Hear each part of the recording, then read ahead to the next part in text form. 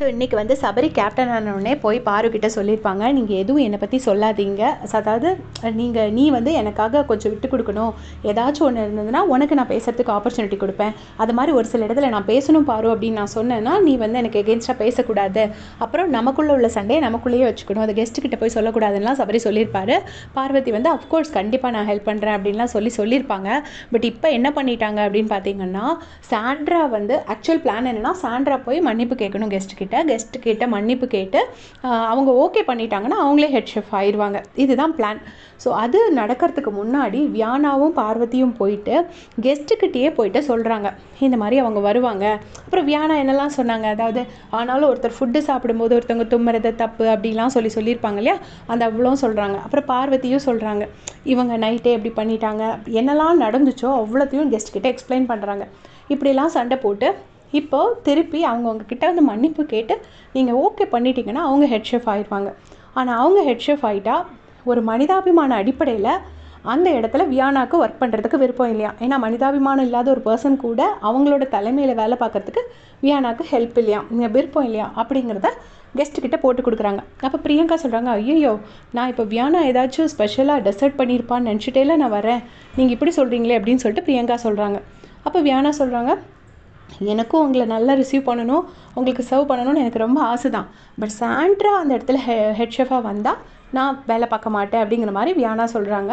உடனே பார்வதி சொல்கிறாங்க, நீங்கள் கொஞ்சம் பார்த்து பண்ணி விடுங்க, அதனால தான் பாலை உங்கள் கோர்ட்டில் போடுறதுக்கு நாங்கள் வந்தோம், நீங்கள் கொஞ்சம் பார்த்து பண்ணி விடுங்க, ஒரு பால் அப்படியே 6 அடிச்சிருங்க, ஃபஸ்ட்டு பால்லே 6 அடிச்சிருங்க அப்படின்னு வந்து இவங்கக்கிட்ட மேனேஜ்மெண்ட் கிட்ட வந்து இதை பற்றி சொல்ல வந்திருக்காங்க.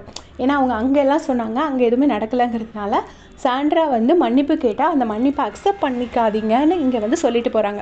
இதுக்கு முன்னாடியே பார்த்தீங்கன்னா தீபக்கனா ரொம்ப டிப்ரெஸ்டாக இருப்பாங்க சாண்ட்ராவோட பிஹேவியரில். அவங்க 2 பேருமே ஏற்கனவே டிஸ்கஸ் பண்ணிகிட்டு இருப்பாங்க, நம்ம இப்போ போய் சாப்பிட்றதா வேண்டாமா, பசிக்குது அப்படிலாம் பேசிகிட்டு இருந்திருப்பாங்க. ஸோ அதுக்கப்புறமா தான் பார்வதியும் வியானாவும் வந்து இப்படி சொல்கிறாங்க. சொல்லிட்டு வெளியில் போனதுக்கப்புறமா இந்த டைமில் வந்து பார்த்திங்கன்னா இவங்க வந்து பேசும்போது தீபக்கனா இருக்க மாட்டாங்க, மஞ்சரியும் பிரியங்காவும் தான் இருப்பாங்க. மஞ்சரி எதுவுமே பேசியிருக்க மாட்டாங்க.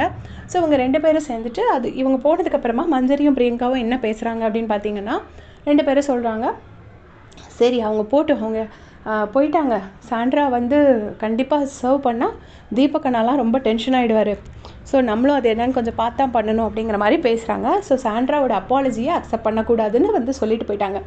ஸோ இங்கே நிறைய பேர் வந்து என்ன பாரு ஒரு பொண்ணு தானே, நீங்களும் ஒரு பொண்ணு தானே, எனக்கு புரியல, அவங்க பண்ணுறதை தான் நான் சொல்கிறேன், உங்களுக்கு சப்போர்ட் பண்ணணுன்னா நீங்கள் சப்போர்ட் பண்ணுங்கள், அவங்க என்ன பண்ணுறாங்களோ அதை தான் நான் சொல்ல முடியும்.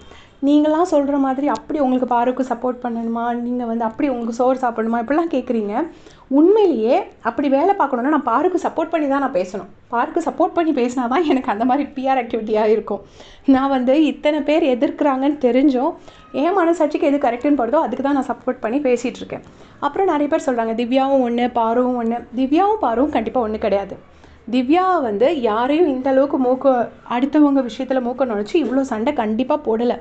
பாரு 30 நாளாக பண்ணினதை தான் திவ்யா திருப்பி பண்ணுறாங்க. கண்டிப்பாக திவ்யா பண்ணுறதெல்லாம் ரைட் கிடையாது, பட் கண்டிப்பாக திவ்யா வந்து பாரு கிடையாது. அதுதான் என்னோட ஒரு ஒப்பீனியன். அவங்களோட கமெண்ட் சொல்லுங்கள்.